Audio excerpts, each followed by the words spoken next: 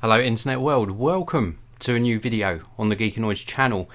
In today's video I've got a product that, well, it really interests me because if you watch my videos regularly you know that about a year and a half ago we suffered a flood, a burst water pipe, and up until that time we had no sort of way of knowing if a leak had occurred, and no sort of early indication to stop the water. And in fact, when this flood occurred, we had about 3 to 4 hours of water actually coming down into a downstairs room, and it really does destroy a lot of stuff. A water leak, a flood, water damage is not fun. I wouldn't wish it on anybody. D-Link very kindly sent me out one of their products. It was in this little box here, so I got it out to test, but this is what the product box looks like. And it's their Wi-Fi water leak detector. It gives you water detection alerts on your phone, also 90 dB siren coming out of the little tiny box itself.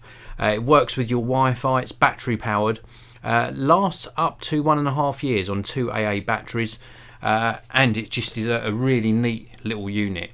Works with Google Assistant as well, also IFTTT, and you control it with an app on your smartphone.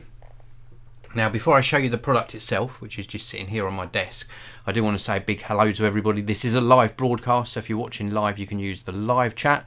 If you're watching after live broadcast you can use the regular comments section below.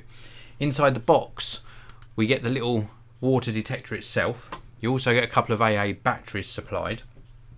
You do also get some screws. You can mount this to a wall, and you get a quick start guide. This is going to get you up and running. Now, not only does this show you how to actually install it, it also shows you some of the pictures from the app. So a nice little quick start guide. It's very simple to set up. Now, it is a little bit different to other water detectors I've seen.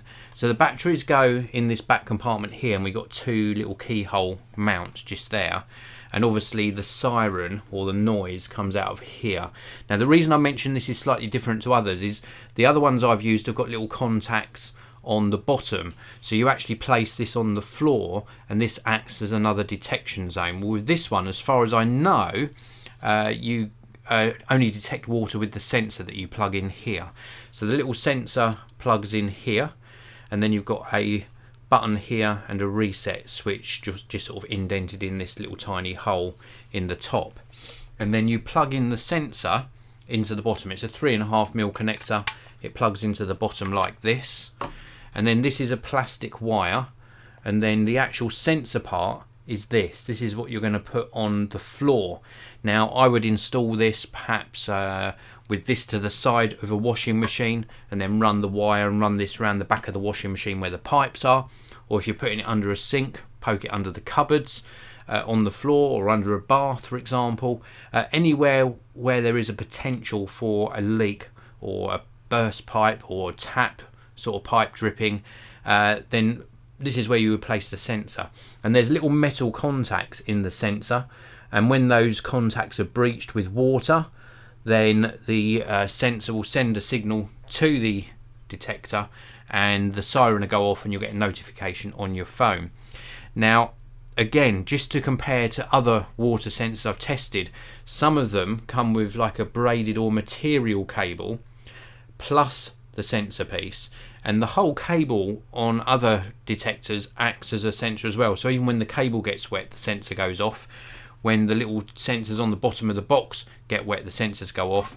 And when the actual sensor itself gets submerged in water, then or the contact's breached, then the sensor goes off as well. With this one, it looks like it's just this portion here, and in fact there are no sensors on the actual box itself. So it's not a downside. It's just a different way of doing it. The cable is plastic, so it actually has to be this end portion that detects the water.